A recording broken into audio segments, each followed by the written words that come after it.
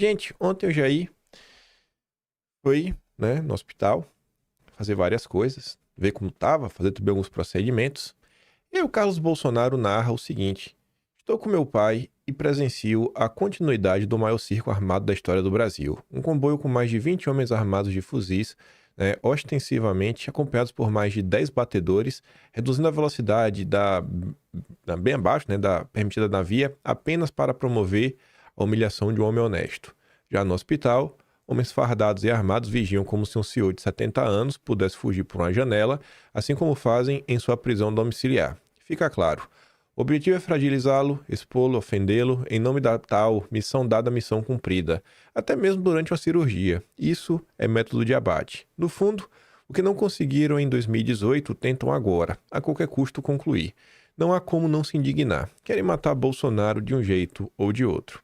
Aí, se você tá aqui assistindo, você não se classifica mais à direita, você acha que o Carlos Bolsonaro é um louco, só tá falando do pai? Bom, tem um vídeo aqui do médico que atendeu o Bolsonaro, e ele passa ali o relatório, que ele vai mostrar assim, que o quadro de Bolsonaro não é bom mesmo. Esse vídeo eu vou mandar lá no Telegram, você assiste na íntegra, porque tem muita coisa que eu quero comentar no vídeo de hoje, e não sei se vai dar tempo, mas temos aqui um breve relatório, assinado por 4 médicos. A ex-jornalista da CNN, Basília Rodrigues, fala assim, ó, agora, Bolsonaro está com anemia, pneumonia, fez procedimento cirúrgico para retirada de lesões na pele que podem ter sido causadas por quadro emocional. Vários exames foram feitos hoje. O ex-presidente também segue com tratamento contra a pressão alta, contra refluxo. Quadro de saúde deve ser usado para defesa para justificar, né, que pena positiva de golpe seja cumprida em prisão domiciliar. Ele está super bem, fora os soluços. E tá ali. Bolsonaro fez exames laboratoriais, exame de imagem, retirada cirúrgica de lesões cutâneas. Enfim, exames laboratoriais evidenciaram o caso de anemia por deficiência de ferro, tomografia de tórax mostrou imagem residual de pneumonia recente por broncoaspiração. O procedimento cirúrgico foi realizado sob anestesia local e sedação, transcorreu sem intercorrências. Foi realizada a exerese marginal de 8 lesões de pele, localizadas no tronco e no membro superior direito. Também recebeu reposição de ferro por via endovenosa nos próximos dias. Será disponibilizado o resultado anatomopatológico das lesões, né, para definição diagnóstica e avaliação da necessidade de complementação terapêutica. Enfim, devendo seguir com tratamento de hipertensão arterial, do refluxo gastroesofágico e medidas preventivas de broncoaspiração. Esse é o cenário de saúde de um cara de 70 anos. E aí você vê todo esse aparato, né, para escoltá-lo até um hospital. Tem necessidade disso? Isso porque não tá com tornozeleira. O objetivo realmente, né, é terminar o que o Adélio não conseguiu. Aí, não para por aí. Eu pensei que já ia começar a mostrar o contraponto, né? Como tratam uns e como tratam outros. Mas ainda tem essa. Supremo, Receita e Polícia Federal ampliam cerco financeiro à família Bolsonaro para garantir o Estado Democrático de Direito. Aí a Veja conta que Bolsonaro terá que pagar uma multa de 380 mil, além de estar obrigado a participar da quitação de uma dívida de 30 milhões, né, de forma solidária com os outros envolvidos no caso. E essa dívida é para quê, né? Esses valores são estipulados pelo Supremo a todos os condenados como forma de ressarcir os prejuízos provocados pelo 8 de janeiro, é culpa de Bolsonaro, né? Por quê? Porque é e acabou. É culpa dele, tem que pagar. Michele também poderá sofrer consequências do julgamento do marido. Por quê? Porque Bolsonaro transferiu o dinheiro para a conta dela. E aí acham que estão ocultando patrimônio, estão fazendo aquilo outro. E Eduardo também, porque Bolsonaro também mandou dinheiro pro filho, então tem que ser todo mundo preso. Esse é o Estado democrático de direito. Enquanto Bolsonaro vem sendo tratado dessa forma, aí agora você tem que ver, né, o desfecho do grande Mauro Cid. PGR não vai recorrer da pena de 2 anos para Mauro Cid, apesar de ter pedido punição maior. O Paulo Gonet vai bater de frente com a decisão do sem cabelos? A delação do Cid sequer foi jogada no buraco. Gente, na época que rolou o caso, a própria imprensa mostrou os termos da delação, que o Cid ficava proibido de vazar qualquer detalhes do ocorrido, sob pena de ter a delação anulada. E no final, né, quem acabou investigado foi o advogado do Marcelo Câmara, que o Cid foi procurar. Aí, se não fosse pouco, né, a PGR, defesa diz que Cid já cumpriu toda a pena imposta pelo Supremo e pede liberdade. Pronto. Cid vai curtir a vida do exército, diz que vai querer viver nos Estados Unidos, prestar consultorias, e aí você tá vendo um tratamento, né, pro outro lado. Supremo determina perda de cargos de condenados e pede retirada de patente de Bolsonaro e generais. O judiciário mandando, né, no poder militar. Isso pode parecer algo novo, mas não é. O Rafa Couto fala assim, ó, quem diria, o Supremo mandando até no exército realmente são um bando de covardes. Então, a gente vai falar sobre isso já, mas calma. Perda de patente de militares será prioridade no Superior Tribunal Militar. Cada instituição, cada grupo tem a sua prioridade no país. Uns é vencer a eleição, é tirar o PT do poder, outros, né, são os radicais de direita, e aqui é o Estado Democrático de Direito fazendo a democracia valer a todo custo. Aí você sai do caso de Bolsonaro, mas olha também, né, outras pessoas que foram condenadas, como o Braga Neto. Braga Neto se diz considerado preso político, né? Diz advogado. Bom, acho que não é só ele que diz isso, né? Não acho que é só ele que acha também. Uma grande parte do Brasil concorda com isso. Mas enfim, diferente do Valdemar, essa notícia dá muito mais pra gente falar do Valdemar lá na frente. A gente também já falou ontem, né? O Valdemar que diz que não tem mais o que fazer. Não tem mais o que fazer. O Supremo já falou, então a gente tem que acatar, não tem mais o que fazer, etc. E lembrem que todas as matérias que saíram em relação à questão do Fux falavam o Fux deixou a porta aberta para o julgamento ser anulado no futuro. Mas, segundo Valdemar, não tem mais o que fazer, né? Por mais que a própria imprensa reconheça que o julgamento pode ser anulado lá na frente. Mas o Valdemar ele quer Bolsonaro destruído. Óbvio, Bolsonaro só não pode morrer até, né, passar o bastão pro candidato do Centrão. Mas até lá, né, deixa Bolsonaro preso, se lascando. E o advogado do Braga Neto, diferente do Valdemar, diferente do Ciro Nogueira, diferente da Lima do Kassab, fala, ó, o general tem a noção de que estamos numa maratona para provar sua inocência e não numa prova de 100 metros. Mas o Valdemar já acabou. Não tem mais nada para fazer.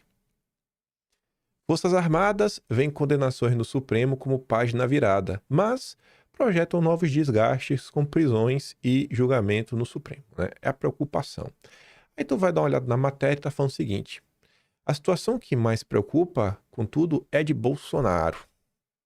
O comandante do Exército, general Tomás Paiva, chegou a ser consultado antes da condenação sobre a possibilidade de Bolsonaro cumprir pena em uma sala de Estado-Maior e manifestou contrariedade. Não, aquilo não vai ficar não, mas de jeito nenhum.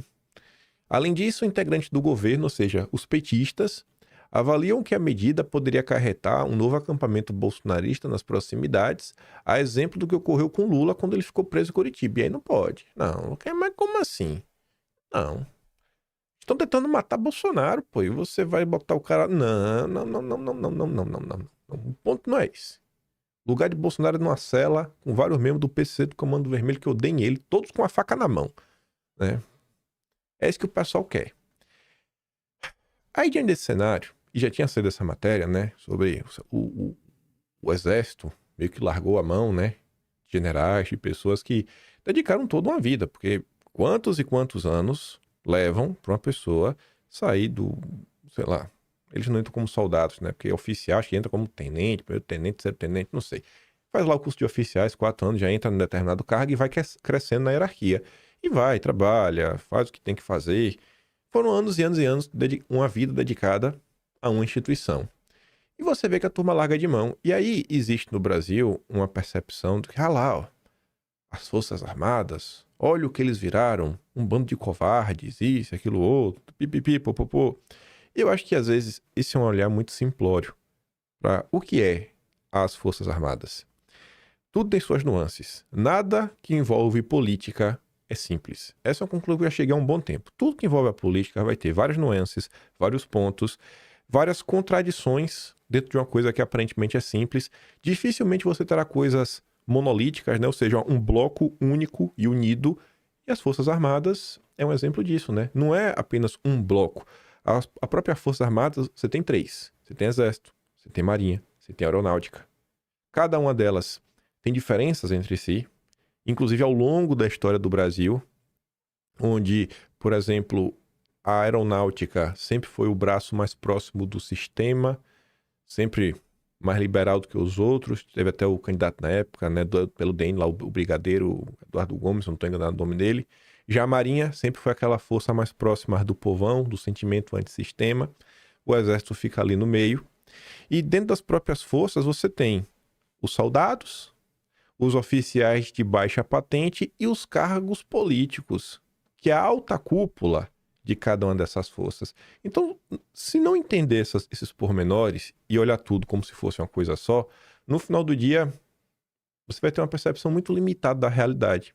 E aí eu perguntei, né, pro meu melhor amigo já há um bom tempo, o novo pai dos burros, ChatGPT. Eu agora peço direto para ele me ajudar a resumir algumas ideias na minha cabeça. Eu já sei qual é a resposta que ele vai me dar, mas eu pergunto que ele vai me dar de forma muito simples e direta. Aí eu falo o seguinte, ô GPT, eu enxergo que o Brasil segue sendo dominado pela mesma elite que derrubou o Império. Eu vejo que essa elite dominou desde cedo setores-chave. Judiciário, mídia, Forças Armadas. Diante disso, eu vejo que a cúpula das Forças Armadas, por serem cargos de indicação, ou seja, são cargos políticos, sempre esteve alinhada ao sistema, né, que controla o país. O que eu quero te perguntar é se eu estou certo nessa análise. Se sim, ao longo da história, quantas vezes essa cúpula das Forças Armadas agiu contra forças antissistema? Quantas vezes agiu contra seus próprios membros de menores patentes? Aí ele fala o seguinte, né? Sua análise toca em pontos que já são discutidos em história política e sociologia brasileira. Vamos por partes. Primeiro, sobre a elite que derrotou o Império e sua continuidade no poder. Você não está errado. A queda da monarquia em 1889 foi conduzida por um grupo relativamente pequeno de militares e civis, ligados a interesses econômicos como os cafeicultores paulistas e institucionais como setores do exército insatisfeitos com o Império. O regime republicano que se seguiu não foi democrático em essência. Era dominado pelas oligarquias regionais e, mais tarde, consolidado pelo que você chamou de sistema. Era essa época que nós tivemos o auge do voto do cabresto, né? Aliança entre elites políticas, econômicas e institucionais. Seria o sistema. Essa lógica atravessa o século XX e chega ao presente. Os setores mais altos do judiciário, os setores mais altos das Forças Armadas e a elite da mídia tradicional sempre tiveram proximidade com as elites dominantes. Sobre a cúpula militar ser um cargo político, correto? Os comandantes de exército, marinha e aeronáutica são escolhidos pelo presidente da República. Isso sempre criou um elo político. Embora as Forças Armadas cultivem a ideia de instituição apartidária, historicamente as cúpulas se alinharam aos interesses do governo de turno ou de um projeto de poder mais amplo quando sentiam que o governo era ameaça ao sistema. Ou seja, o governo de turno é o sistema. Quando o sistema está no poder, as forças apoiam o sistema. Quando o sistema não está no poder, a elite militar se une contra esse governo que representa uma ameaça ao sistema. Que foi, inclusive, o que eles fizeram durante o governo Bolsonaro, né? O Mourão aí estava puxando o barquinho. Aí eu falo assim, eu queria que você produzisse um material para explicar isso para uma pessoa que não tem grande conhecimento da história e enxerga as Forças Armadas como um bloco monolítico. Quero mostrar que as coisas são mais complexas do que parecem. Aí coloca, né, as Forças Armadas e o sistema, um olhar simplificado. Muita gente pensa que as Forças Armadas são um bloco único, que todos os militares pensam igual e agem em conjunto. Na prática, a história mostra algo diferente. Há uma diferença grande entre a cúpula, os mais altos cargos, o Thomas Paiva, e a base, né, que são os oficiais médios e soldados. Eu tenho certeza que algum de vocês deve conhecer algum tenente, sargento, coronel. Você fala, cara, como é que pode? E tu vai ter chegado para ele e falar, irmão, como é que pode isso, rapaz? Vocês vão deixar isso aí tudo acontecer? O cara fala, rapaz, não depende de mim, velho, não depende de mim. Isso acontece porque os cargos de comando máximo, como comandante do Exército da Marinha e da Aeronáutica, são escolhidos politicamente pelo presidente da República, ou seja, mesmo sendo militares, eles ocupam postos de confiança política. Já os de média e baixa patente, muitas vezes, refletem o sentimento da tropa, que é mais próximo do povo. E aí traz até alguns exemplos históricos. 1920, o movimento tenentista, ou seja, tenentes. O cara está começando, o jovem oficial. Jovens oficiais tenentes se rebelaram contra o sistema político dominado por oligarquias. A cúpula do exército reprimiu esses movimentos. Aqui vemos base querendo mudar e a cúpula mantendo a ordem, que era o quê? A República Velha. 1935, a intentona comunista. Parte das baixas patentes e oficiais médios aderiram à rebelião de esquerda. A cúpula reagiu com força, esmagando o levante. Graças a Deus nesse caso, né? Aí vem 64. A cúpula dos militares, os generais, se uniu a elites econômicas e à mídia para derrubar o Jango. O discurso era de defesa da democracia, mas na prática foi uma ação para manter o sistema de poder tradicional. Durante a ditadura, o ChatGPT chama ditadura, houve casos de militares de baixa patente que se revoltaram contra abusos ou quiseram mudanças. Todos foram punidos, expulsos ou silenciados. A cúpula nunca permitiu que vozes internas contra o regime ganhassem espaço. Tempos recentes, muitos militares de patentes médias e baixas se alinharam com o discurso de ruptura, acreditando que poderiam enfrentar o sistema. Já a cúpula preferiu ficar na posição ambígua, mas no fim se manteve alinhada à ordem estabelecida. E esse tempo recente parece muito recente mesmo, né? Muito recente. Por fim, o que é que isso mostra? As Forças Armadas não são um bloco único. A base e a cúpula muitas vezes pensam e agem diferente. A cúpula está quase sempre alinhada ao sistema político e econômico dominante. Quando a base tenta romper com esse sistema, a cúpula geralmente reprime. Em resumo, as Forças Armadas historicamente funcionam mais como guardiões da ordem existente do que como agentes de transformação. A ideia de que o exército é o povo fardado encontra limites quando olhamos para o topo da hierarquia, que sempre foi político e ligado às elites. Então, tem que olhar para a situação e saber diferenciar. Da mesma forma que vocês olham para o PL e conseguem entender que é um partido que você vai ter um deputado como Felipe Barros e que você vai ter um deputado como Antônio Carlos Rodrigues, que o Valdemar falou que ia expulsar e não expulsou, né, Valdemar? É isso aí. E só quem tá falando de... Enfim, né? Bolsonaro, golpe, Cid e tudo mais. Opinião do Globo.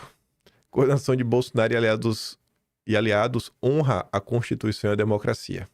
Que é o editorial da Globo, né? Aí o Verdivaldo fala, todo mundo já sabe a opinião da Globo. Ela é sempre exatamente clara em tudo que faz. Não precisa anunciar dessa forma como se fosse uma revelação. A Globo é e sempre foi um órgão ativista com a pauta ideológica, não um veículo de notícias. A Globo é parte desse sistema podre que precisa cair. Mas vamos lá. Olha ele aí. Olha ele. Valdemar Kassab e... Tenho que pensar no apelido pra esse cidadão. Ele me parece aquele Nino do Castelo Rá-Tim-Bum, mas não faz ser. Eu vou chamar ele Castelo Rá-Tim-Bum. Valdemar Kassab Castelo Rá-Tim-Bum, né? Que é quem? Tomé. O cara que só tem cabelo. Não comeu direito. Escute isso daqui. Olha, houve um planejamento de golpe, mas nunca teve o golpe efetivamente. No Brasil, a lei diz o seguinte: se você planejar um assassinato, planejou tudo, mas não fez nada, não tentou, não é crime. O golpe não foi crime. O grande problema nosso é que teve aquela bagunça no 8 de janeiro e o Supremo diz que aquilo foi golpe. Olha só que absurdo. Camarada com um pedaço de pau, um bando de pé de chinelo quebrando lá na frente. Eles classificam, falam que aquilo é golpe.